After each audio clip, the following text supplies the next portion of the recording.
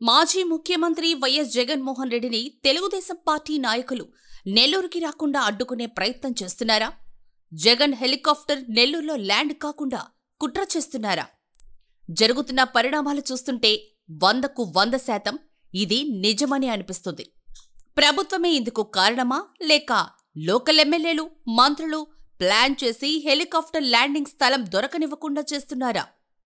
తెలుగుదేశం లాంటి క్రమశిక్షణ కలిగిన పార్టీలో అధిష్టానం అనుమతి లేకుండా జగన్మోహన్ రెడ్డి లాంటి స్థాయి కలిగిన నాయకులను లోకల్ లీడర్స్ అడ్డుకోగలరా అనే చర్చ రాజకీయ వర్గాల్లో సాగుతోంది.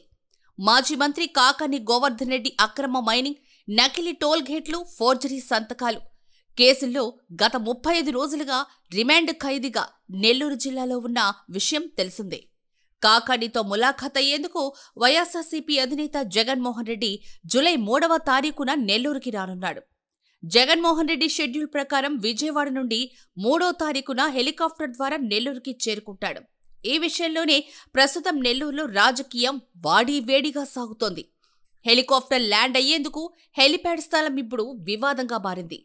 జిల్లా జైలుకి దగ్గరున్న నెల్లూరు రూరల్ ప్రాంతంలో హెలిప్యాడ్ స్థల సేకరణ కోసం గత 4 రోజులుగా వైఎస్ఆర్సీపీ నాయకులు తిరుగుతున్నారు. 2-3 ప్రాంతాలు చూసినప్పటికీ, ఓకే చేసినప్పటికీ తెలుగుదేశం పార్టీ నాయకులు ఆ భూ యజమానుల వద్దకు వెళ్లి బెదిరించారు అనేది వైసీపీ నాయకులు చేస్తున్న ఆరోపణ. శనివారం మధ్యాహ్నం పొదలకూరు రోడ్డు కావేరీనగర్లోని సెయింట్ యాన్స్ ఆవరణంలో హెలికాప్టర్ దిగేందుకు జిల్లా కలెక్టర్ నుంచి అనుమతి లభించింది. అయితే సాయంత్రానికి అనుమతి ఎందుకు క్యాన్సిల్ అయిందో లోగొట్టు పెరుమాళ్లకే ఎరుక. ఏవైందో తెలియదుగాని ఈ కారణంగా ప్రస్తుతం జగన్ హెలికాప్టర్ దిగేందుకు స్థలం ఇంకా కన్ఫర్మ్ కాలేదు. తమ అధినేత పర్యటనకు సమయం దగ్గర పడుతూ ఉండడంతో వైసీపీ నాయకుల్లో ఆందోళన పెరిగిపోతోంది. ఇంతకీ జగన్మోహన్ రెడ్డి రాకను అడ్డుకునేందుకు ప్రయత్నిస్తున్నదెవరు? ఎవరికా ధైర్యం? ఈ మాటకి అందరి కళ్ళు శ్రీధర్రెడ్డి వైపే తిరుగుతున్నాయి. నెల్లూరు రూరల్లో జరుగుతున్న వ్యవహారం కాబట్టి స్థానిక ఎమ్మెల్యేపై అనుమానం రావడం సహజమే. అందులోనూ శ్రీధర్రెడ్డి అంతటి సమర్థుడే ఒప్పుకొని తీరాలి. అయితే తెలుగుదేశం లాంటి క్రమశిక్షణ కలిగిన పార్టీలో ఎమ్మెల్యే స్థాయి మనుషులు ఇంత సాహసం చేయగలరా అన్నది ప్రశ్న. అధిష్టానం అనుమతి లేకుండా, మంత్రుల ప్రమేయం లేకుండా ఒక పార్టీ అధినేతను, అది జగన్ లాంటి వ్యక్తిని అడ్డుకునేంత స్థాయిలో ఎమ్మెల్యేలకు సాధ్యపడే విషయమేనా అన్న ప్రశ్న రాజకీయ మేధావుల నుంచి ఉత్పన్నమవుతోంది. ఇక జగన్ హెలికాప్టర్ ల్యాండింగ్కు స్థలం దొరక్క టెన్షన్ పడుతున్న వైసీపీ నాయకుల విషయానికొస్తే, 5 ఏళ్లు అధికారంలో ఉన్న పార్టీ 2019 ఎన్నికల్లో జిల్లాలో 10కి 10 స్థానాలు గెలుచుకున్న వైఎస్ఆర్సీపీ, మాజీ మంత్రులు, 10 మంది మాజీ ఎమ్మెల్యేలు ఉన్న ఈ పార్టీకి సాకులు చెప్పడం కాకపోతే తమ అధినేత హెలికాప్టర్ ల్యాండింగ్కి స్థలం దొరకడం లేదా అన్న చర్చ జనాల్లో సాగుతోంది.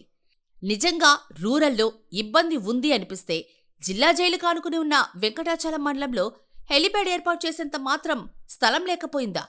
జిల్లా జైలుకి ఒకవైపు రూరల్ ఉంటే, మరోవైపు మాజీ మంత్రి కాకాని గోవర్ధన్ రెడ్డి ప్రాతినిధ్యం వహించిన సర్వేపల్లి నియోజకవర్గం ఉంది కదా.